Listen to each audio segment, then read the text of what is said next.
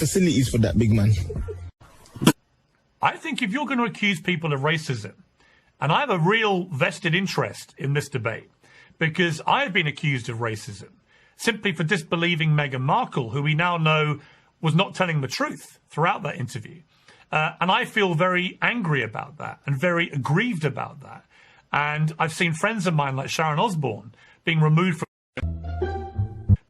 from their job for defending me because apparently they were defending a racist. I've seen Don Lemon at CNN, the guy who sits in my old office, who I thought was a friend, actually say on his show that I had committed an act of racism by disbelieving somebody. That's an act of racism. Man. That's an act of racism. So you have the Queen, and frankly, every member of the royal family is still smeared with the idea it may have been them who expressed concern over the skin colour of Archie. Well, did they? And if so, who was it? As a British taxpayer who helps pay for the just cool into the mouth the royal family, I'd like to know, actually, if there's a real racist inside the palace. I've met the royals many times. I don't believe they're racist at all. In fact, the only member of the royal family who has had to publicly apologise for being racist is Prince Harry, who a few years ago had to apologise after using a deeply offensive racist term. I'm going to come. Offensive racist term about a Pakistani soldier that he was working with. And he used other racial slurs as well in that story which was published in one of the British tabloids, which may explain his hatred of the British tabloids. But he's the only one. And isn't that ironic? That never got mentioned by Oprah Winfrey. And it should have been mentioned. You know, my problem with this whole interview was that these incredibly damaging allegations were tossed out there. And damaging allegations were tossed out there, and none of them were challenged properly. None of them were challenged based on actual reality, or none of them were asked, well, who is this person? I think it's fair to say, this is my opinion, but that at the most profound level, Oprah is a dishonest person, and she has an agenda that is never stated, but it's very obvious. Come on now, dog. Is never stated, but it's very obvious if you watch. So I'm going to stop tormenting you with sound bites, but I just want to put one more on the screen.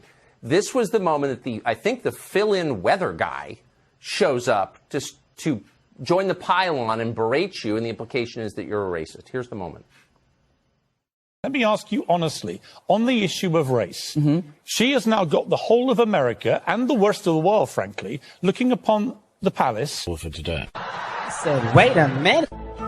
The palace, the monarchy, the Queen, everyone in the royal family as a bunch of racists.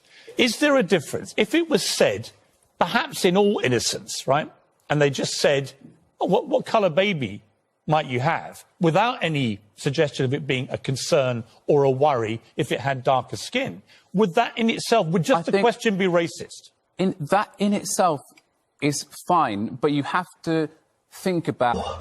I'm really mad. To think about how it feels on the receiving end, because what we're speculating is as to how that message... I don't know how it was communicated. Where did that come from? What was that really about? I mean, this is a guy who wouldn't seem to have moral or journalistic standing to lecture you about anything, and yet he does, presumably to his benefit. What's the backstory there, if you don't mind telling us? Well, the backstory is he's the stand-in weather guy.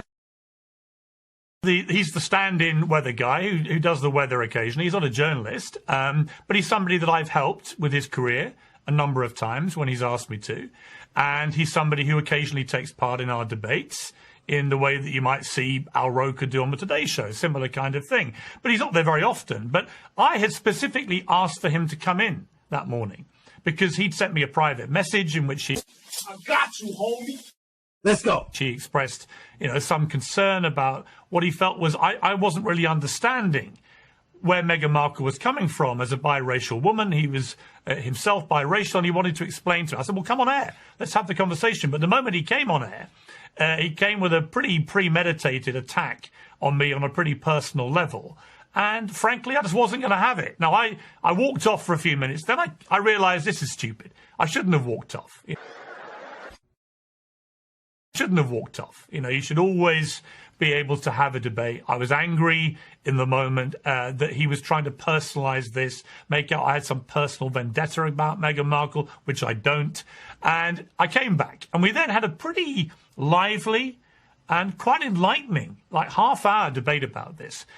But I couldn't persuade... How many times we learned that Meghan cried and was in a heap and was in a puddle. And I think we're supposed to feel bad for her. And Harry, I think by the end of this book, you're supposed to realize that Harry is just a really sad, unfortunate person. I feel good. I feel happy. Because he was born to give a spare kidney to his brother or something. That just so factually. Listen, that conversation never... Criticise Meghan, as we can hear I am. People say, well, you're racist. And honestly, it's not even a second thought to me. Only comes up in the minds of those who are truly racist, and that's never people like me. I'm just observing the dress is better. I said, wait a minute. The dress is better on Kate. How she wears it is better. So this racist thing is really old and tired, but I think it's just people's way of sort of saying, you must not criticise Meghan.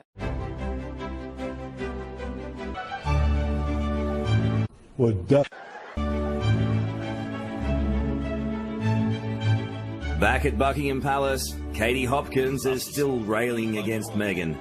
But there's also an admission. An economic Markle sparkle. Harry and Meg's are new money. I can almost hear the tills. Yes, they are new money. And I do think in terms of a new... What? In terms of a new kind of era of profitability, the social media generation for the royal family and all of that. Of course, Markle's got that sewn up. But this is what it's all about. Hang on a second. I nearly said something nice about Markle. Lord. Again. You concede that she's good for royal business. No, she's good for business. She's good for Meghan Markle's business. Now, while Meghan trashing seems to be a popular sport at the moment...